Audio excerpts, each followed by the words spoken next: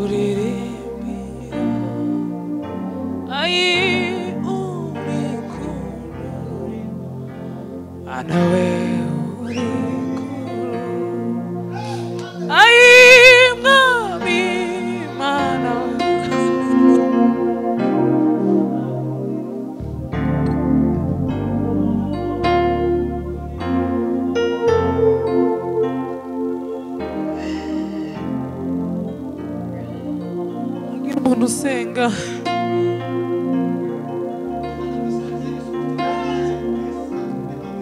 Aumba la vida niga zomi la barde ni kasho de vari merier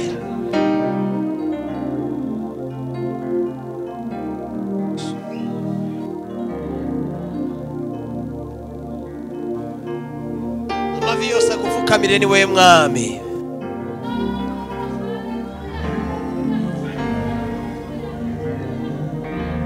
Imyishori temba nk'amaraso itemba ku mutwe wawe itaka ngo irashaka uwo yakweza uko niko turi mu maso yawe dukeneye kuvugutirwa nawe Mana yaremeshe isi ijambo ryawe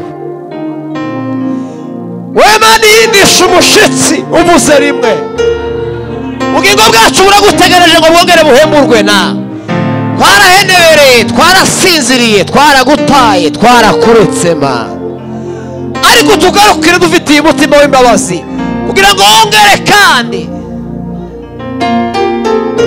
utwomore inguma umwanzi yaduteye kurongotana kwabayeho ukwirengagize gukiranirwa no gucumura twagucumuyeho kuguta twagutaye ma gusenga ibishushanyo ubusambanyi bw'indengakamere ibyaha bitaboneka n'umupagani utubabarire mwami Yesu uduhambuze ibimenyetso z'ubutumwa bwiza utwibutse ko umunsi wo gutaha wegereje twibutse ko umunsi wo gutaha wegereje utwibutse ko umunsi wo kugaruka kwawe uri bugufi imitima yacu wongera yuzuza imbaraga n'ubwiza tabaritwe Yesu tabaritwe ntutureke ntuduhane ntudute tutureke tugwa mu mosha utugaruza imbabazi zawe urakoze Yesu roho yangu naikuimbie jinsi wewe Yesu ulivyo mkuu roho yangu naikuimbie Yesu jinsi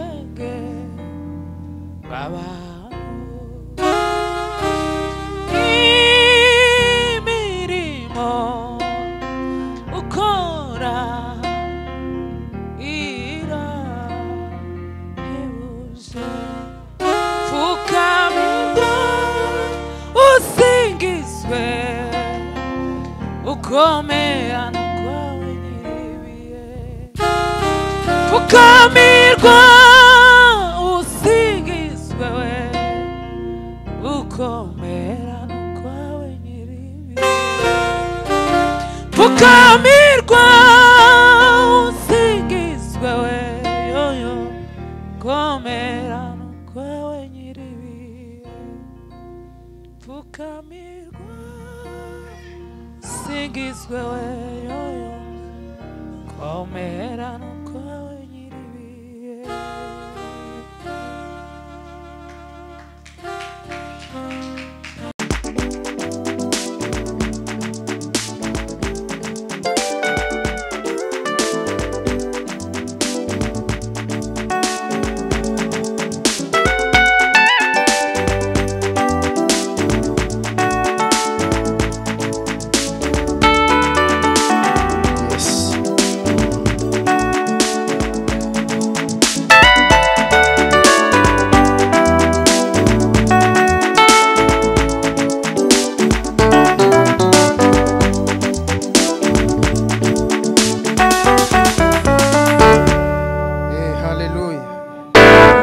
dusome ijambo ry'Imana rero kubera impamvu z'wakati kugira ngo tuze gukoresha umwanya neza kidari gifite imbaraga nyinshi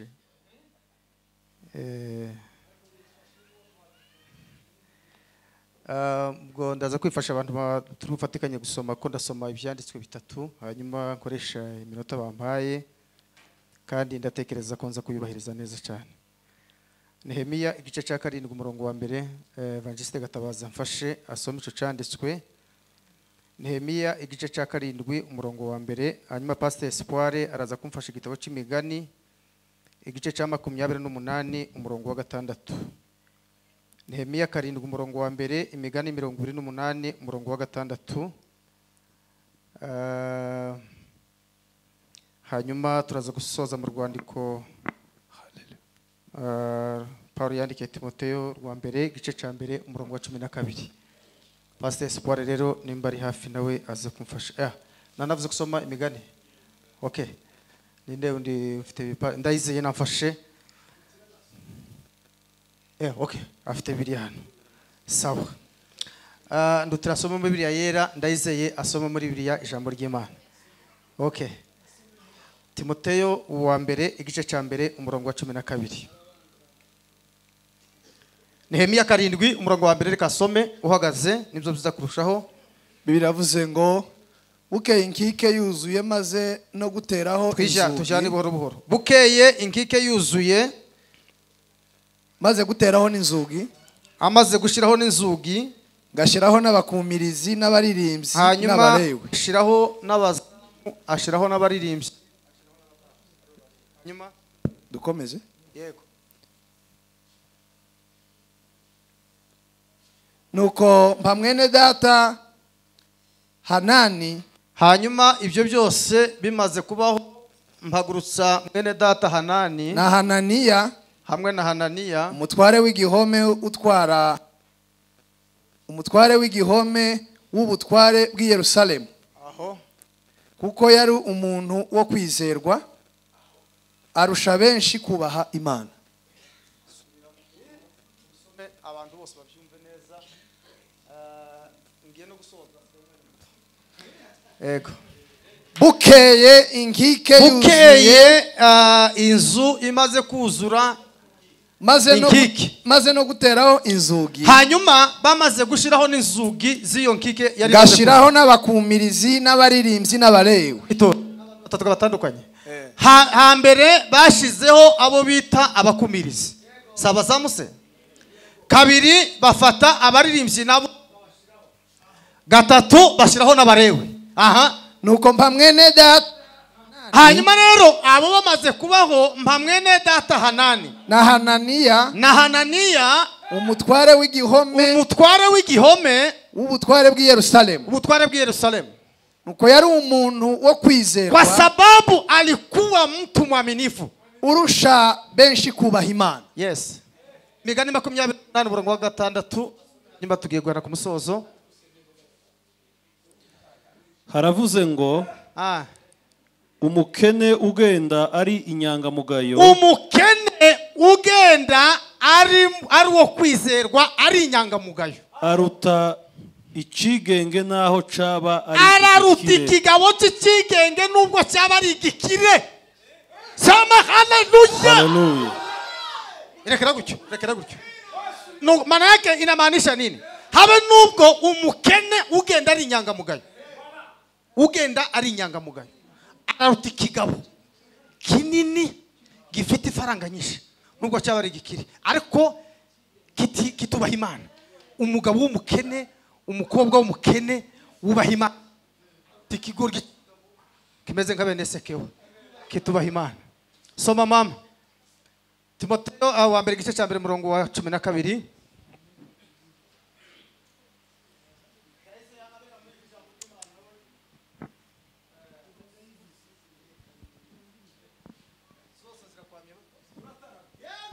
Yes.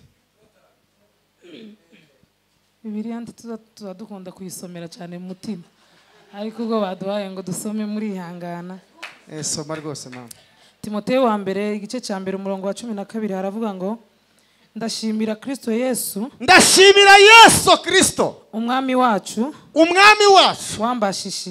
wambashishije yuko yatekereje ko ndi uwo kwizerwa, kubera ko yatekereje ko ndi uwo kwizerwa akangabira umurimo we, ampeza umurimo we. Arakoze cyane. Soma muri biri jambo ry'Imana. Ndashimira umwami wacu Yesu watumye mbasha kumukorera akangirira icyizere, bityo akashinga ikorwa cye. Baza mugenzi wa mwicaranye, ndi hafi kugera ku musozo, umubaze ngo ese uri umugabo wo kwizerwa ku buryo usigirwa ifunguzo?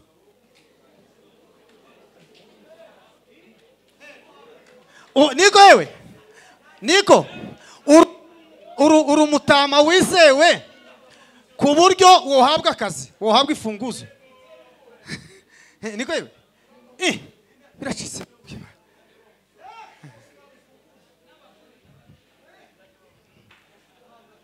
Haleluya. Turashimira Imana iduhaye umugoroba mwiza, izina ry'Imana rihabwa icubahiro. Sema amen.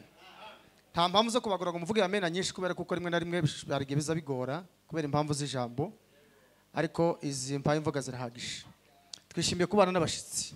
Pastor Faustin twarabanye muri no muhana, Imana mukingurira irembo ryiza, aragenda jare hakurya ahakorera umurimo w'Imana. Twaranezerewe kukubona cyane kuva kuwa kabiri bigishize, imitima yacu iranezerwa. Muvandimwe dushimiye Imana kubera ko usanze tukiriho. Muvuga ngo amen. Kanisa munaweza kusema amen. Ahimbazwe umwami Yesu. Rwose Imana yakubashishije ugatekeza kudusura, ukaza ugasanga tukiri muri iki gitaramo, muri aka kazi mwadusizemo. Paulo yanditse aravuga ngo Dema yaramusigiriye ngo kubera ko yakunze iby'iki gihe cya none amuta kwa uwanja amuta ku kazi ngo kubera ko yakunze iby'iki gihe cya none. Hari umurinzi yavuze ngo tulipoianza safari tulikuwa wengi sana.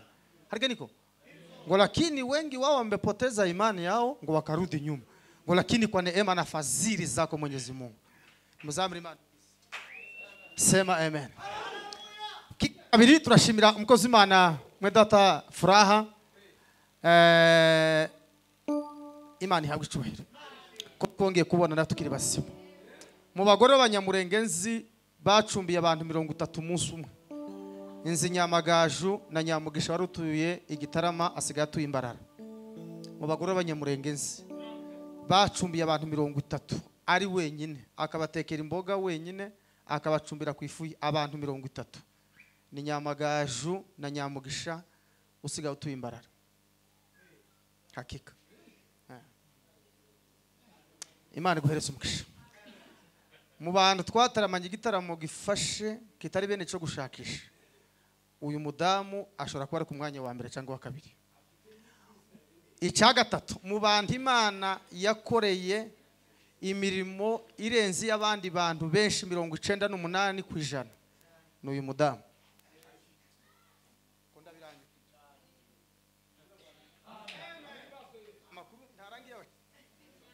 Turakwishimiye cyane.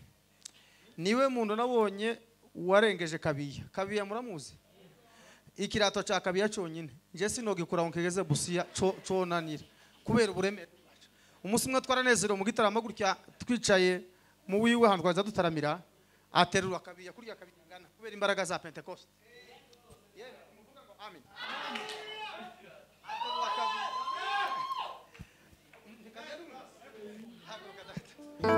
Hey, hallelujah! Arengeza Kabiya uko agize iminsi angana kuriya. Kandi arimo aranyumva amazi myinshi ari kuriya ngana. Kabiya niwo mugabo twasibiye twakoreye ikiriyo turya ikimasa kirashira. Turakirya cyose kirashira, turi mu kiriyo ce turasibuka, turaririmba, turahetsa, barabwiriza, baraduhumuriza, imburirana irashira, turataha. Umunsi twatashe gutya Kabiya yamadibuka gutya tutwarangije ikigandaro twatashe. Kozi Imana. Sema amen. Uwo mugore bari dutaramye muvuga ngo amen. Yeme muvuga ngo amen.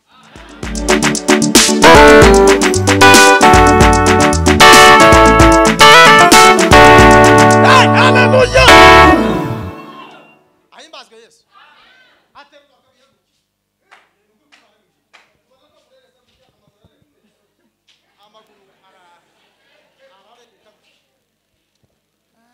Imana iguhezagire cyane. Sema amen. Barikiwa sana. Twarishimye cyane kuba ari hano. Yagezana kuwa gatandatu nijoro ku cyumweru asengera kwa Paseri Nyahumure. Yaramaze iminsi mu bindi bikorwa byinshi. Aracyari hano kugeza ku cyumweru ngira ngo araza kubabwira wenyine ariko mitima yakira nezerewe. Imana ihabwe icyubahiro. Haleluya. Ngiye kuvugaho iminota 10 indi minota bansigaranye tuje gusirimba nawe nabandi nimuvuga ngo amina. Kubera ko twahiga Imana turavuga ngo Mana kubera iki Imana yakoze kubw'ifamiye ya Nyamagaju n'umugabo we n'abana. Niduhura gutya niho tugihura bwa mbere. Niduhura gutya tuzosirimba muvuga ngo amen. Ntabwo mvuga ngo kiba kibe kuko icyabaye cyo cyarabaye Yesu yaraducunguye. Nico gikomeye nico cyabaye gikomeye na ibindi byo na magambo y'abaturage bazakunda kubwira abantu. Ico Yesu yakoze yaragikoze byararangiye. Tuvuga ngo amen.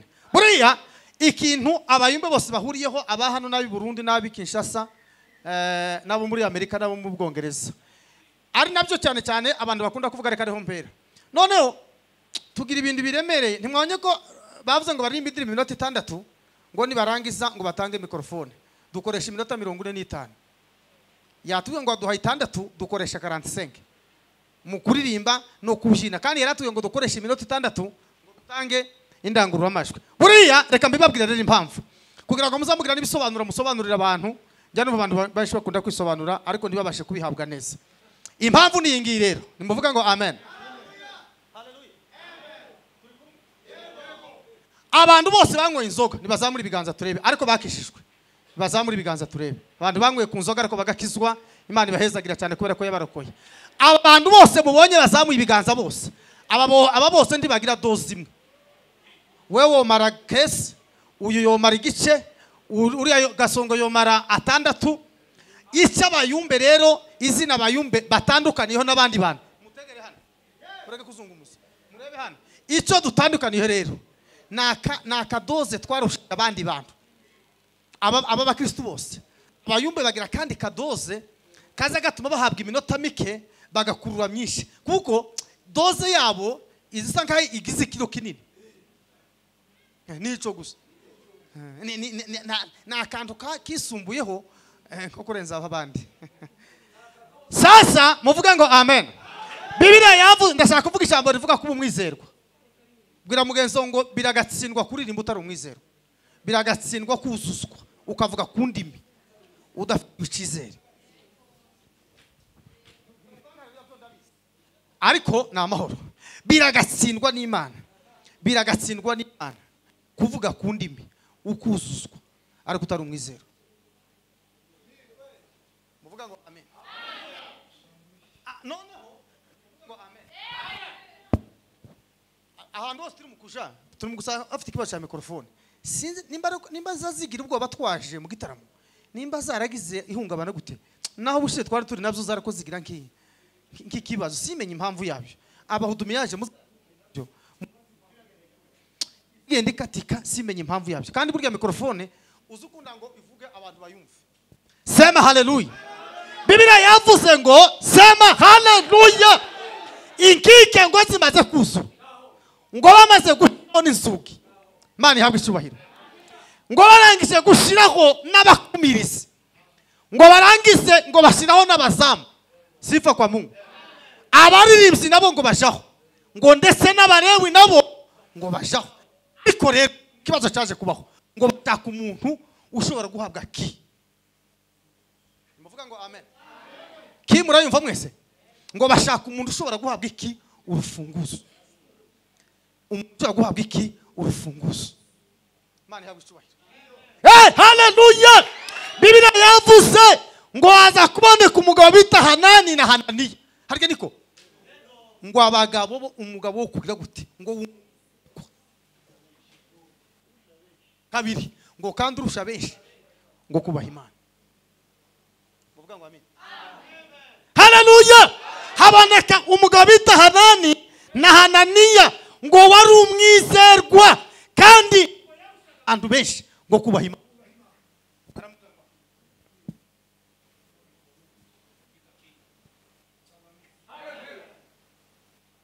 Utaragera mu rwego rwo kuvana iPhone mu Rwanda ngo igeze muri Kenya. Wohabwa ikanisa wo?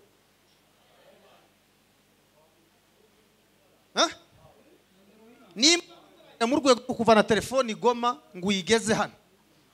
Bo kubitsa urufunguzo ikanisa wo?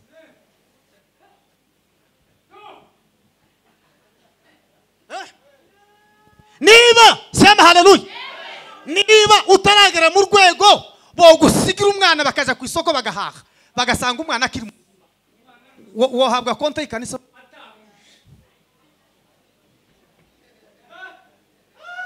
Sema haleluya. Niba uri umuyumbe utaragera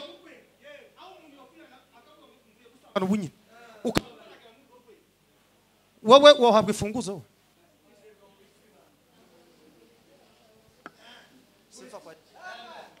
Haleluya. Sema amen. Oya mubaza mukuri ibintu mu mwuka mugere neza. Amuga kwiza ngo wabonye ngo watekereze ko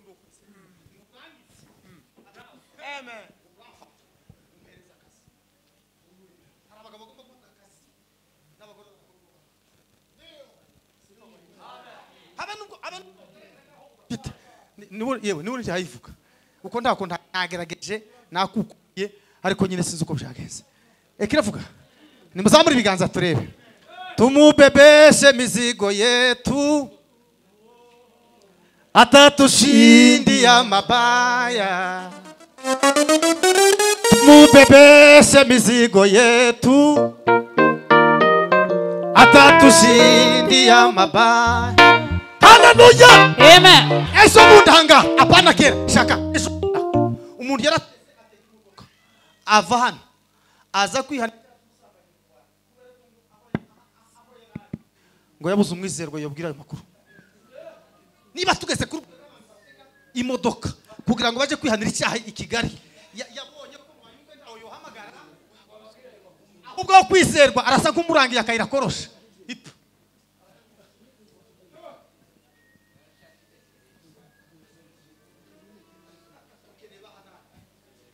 bashobora guhabwa urufunguzo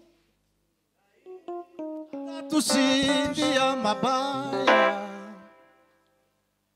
tumubebeshe mizigo yetu atatushindia mabaya ngachuranga atukuze sana Mungu wewe.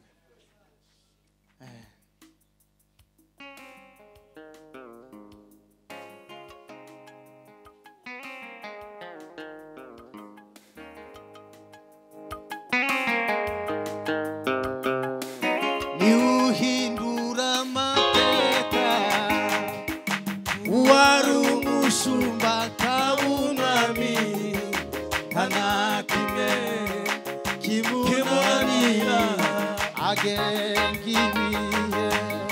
niuhindura mateka wari umushumba kabunami